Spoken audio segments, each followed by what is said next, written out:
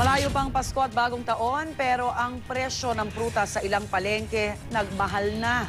May live report si Athena Imperial. Athena.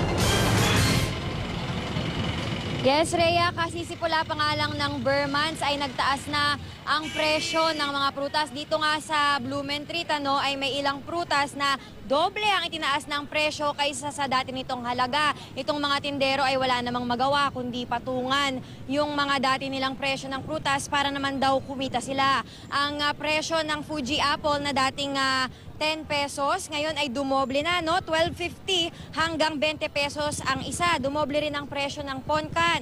10 pesos na ang dating 5 pesos kada piraso. Ang green apple, Rhea, nagmahal ng 5 piso, 25 na ang dating 20 pesos kada isa. 5 piso rin ang itinaas ng presyo ng orange, peras at red apple.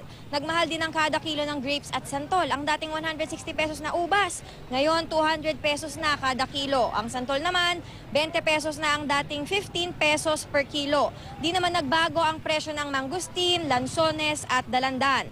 Nasa 80 to 100 pesos pa rin kada kilo ang mangustin at lansones.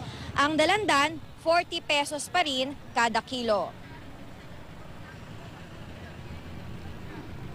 Kasi po, yung ng kuha namin dun sa Divisoria, tumaas na rin. Dati din naman ganyan nun. May na kasi yung ng prutas yung supply. Tinaas lang ng konti para may tubo rin. Rhea, ayon sa mga tindera dito sa Blumentritt, ay asahan na raw natataas pa ang presyo ng mga prutas habang papalapit ang Disyembre. At yan muna ang pinakahuling balita mula rito sa Blumentritt. Rhea? Maraming salamat, Athena Imperial.